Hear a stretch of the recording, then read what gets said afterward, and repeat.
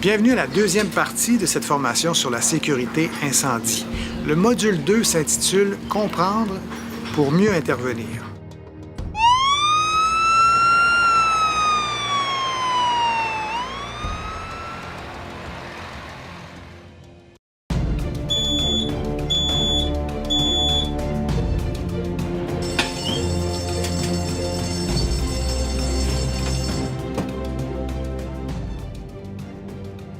Il est important que vous soyez familier avec le fonctionnement de votre panneau d'alarme incendie.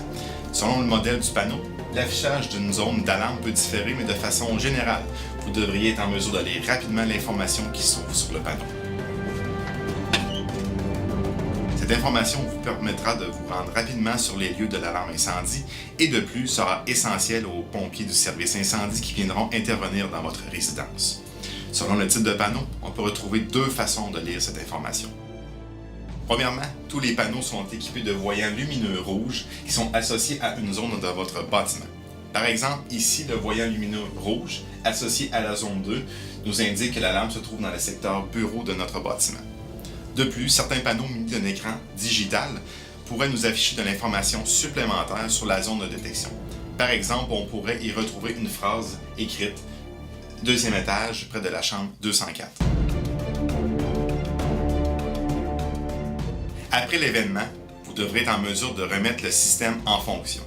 C'est pourquoi il est important de connaître la procédure de réarmement de votre panneau d'alarme incendie.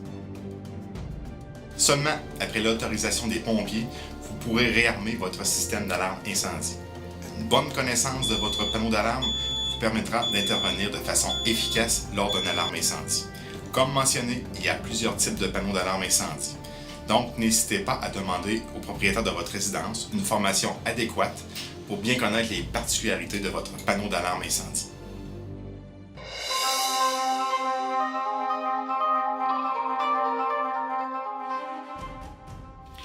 Les équipements de protection contre l'incendie présents dans le bâtiment peuvent vous alerter d'un incendie ou vous aider à procéder à l'évacuation d'un bâtiment.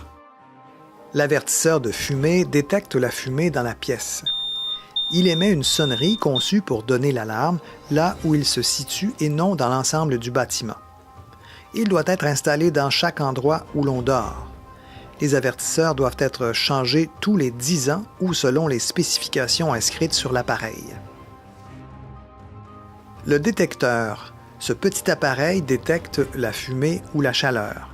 Il transmet ensuite l'information au panneau d'alarme incendie qui fait retentir les cloches dans tout le bâtiment. Le déclencheur manuel est un mécanisme installé dans les corridors et à proximité des portes d'issue. Une personne déclenche manuellement l'alarme incendie en tirant le petit levier. Ce geste fait retentir l'alarme dans tout le bâtiment pour avertir les autres occupants. Les panneaux « Sorties » sont des affiches qui indiquent les sorties du bâtiment ou la direction à utiliser lors d'une évacuation. Ces panneaux peuvent être lettrés en vert ou en rouge. Au plafond ou dans la partie supérieure des murs, vous verrez des gicleurs, ce système d'extinction automatique qui, par la chaleur dégagée par l'incendie, déclenche une tête de gicleur localisée près du feu. Il disperse de l'eau qui maîtrise l'incendie par refroidissement. Le déclenchement d'un gicleur active l'alarme incendie. L'extincteur portatif se repère facilement. C'est cet appareil qui ressemble à une bonbonne rouge. Il lutte contre l'incendie en projetant une substance, généralement sous forme de poudre, qui permet d'éteindre un début d'incendie. Il existe aussi des systèmes d'extinction spéciaux. Ce matériel est placé au-dessus de certains appareils. Ils permettent d'éteindre automatiquement ou manuellement un incendie. Un exemple souvent rencontré est le dispositif placé à l'intérieur de la hotte desservant une cuisinière au gaz. L'armoire incendie est un point d'eau avec tuyau flexible et lance. Il est installé dans certains établissements. Il permet de faciliter le combat manuel de l'incendie avant son expansion.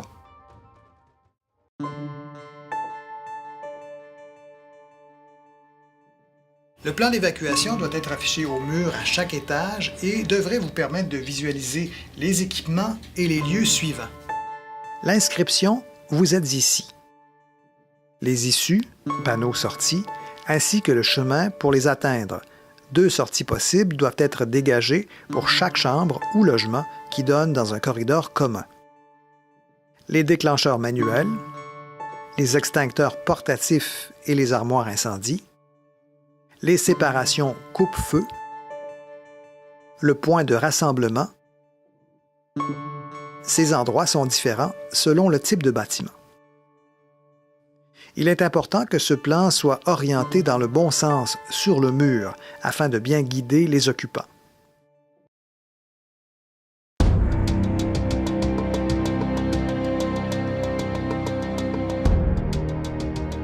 Pourquoi dit-on de ces lieux qu'ils sont sécuritaires?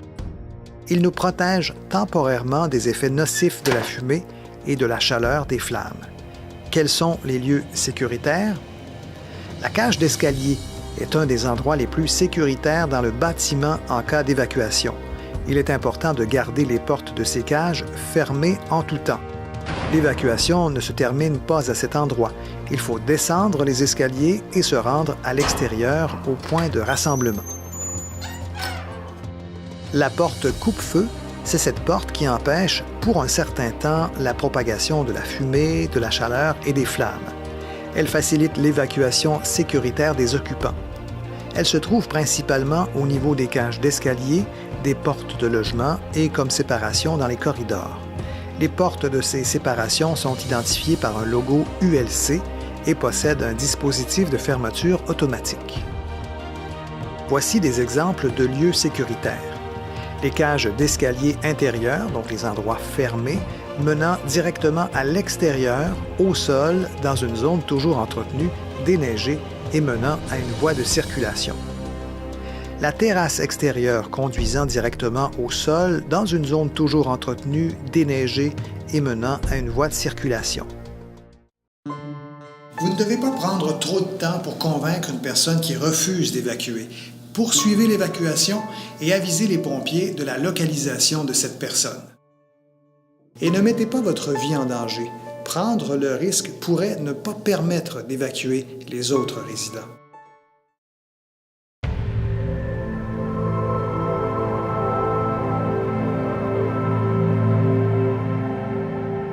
Il est important de connaître les risques associés à votre secteur d'activité. En cuisine, soyez toujours vigilant lorsque la cuisinière est en fonction. Ne laissez jamais d'aliments chauffés sans surveillance sur la cuisinière. Idéalement, ne pas faire de friture. Si le règlement de la résidence le permet, utilisez une friteuse homologuée CSA à contrôle thermostatique. Tenez éloignés de la cuisinière les rouleaux d'essuie-tout, les plats et ustensiles de plastique, les boîtes d'aliments en carton et autres matières combustibles. Gardez les surfaces de cuisson propres. Utilisez une minuterie pour vous aviser que la cuisson est terminée. Assurez-vous de demeurer à portée du bruit qu'elle génère. Ne pas porter de vêtements amples lorsque vous cuisinez. Si le feu débute dans le four, gardez la porte fermée, éteindre le four et appelez le 911. Gardez un couvercle à proximité pour éteindre un éventuel feu de cuisson qui en serait à ses débuts. S'il y a un feu dans un chaudron, posez le couvercle dessus afin de le fermer tout en vous protégeant les mains et le visage.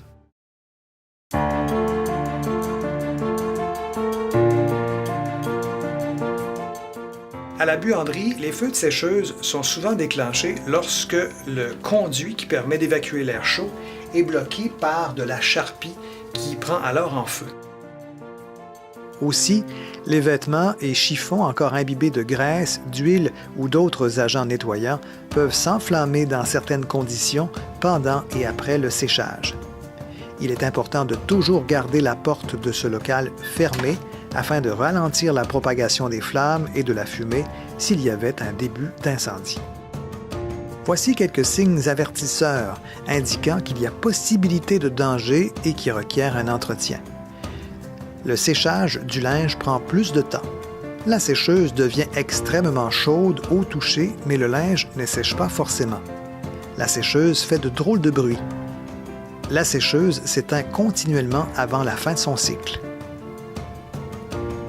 Consignes à respecter, nettoyez le filtre à charpie de la sécheuse avant ou après chaque utilisation. Utilisez un aspirateur pour nettoyer les conduits d'air de votre sécheuse afin de les garder toujours dégagés. Débranchez votre sécheuse avant de débuter le nettoyage. Si le feu débute dans la sécheuse, gardez la porte fermée, éteindre la sécheuse et appelez le 911.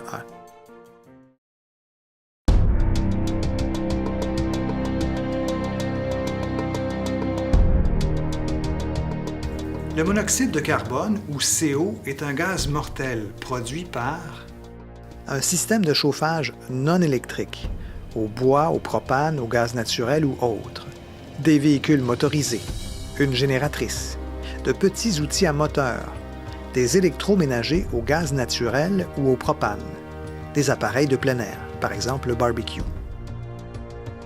Il est inodore, incolore, sans saveur et non irritant, et seul un avertisseur de CO peut détecter sa présence. Il s'agit d'une urgence quand l'avertisseur de monoxyde de carbone sonne, même par intermittence. Des personnes présentent des signes d'intoxication, mal de tête, nausées, étourdissement, faiblesse ou chute inattendue, évanouissement. En présence de signes d'intoxication, évacuez immédiatement les lieux et demandez une assistance médicale. Si l'avertisseur retentit en l'absence de signes d'intoxication, vous pouvez prendre le temps de fermer l'alimentation en combustible, ouvrir les portes et fenêtres, puis évacuer les lieux. Toujours composer le 911 afin de signaler la situation. Afin de réviser les notions du module 2, nous vous invitons à compléter le questionnaire joint à cette page Internet. Merci.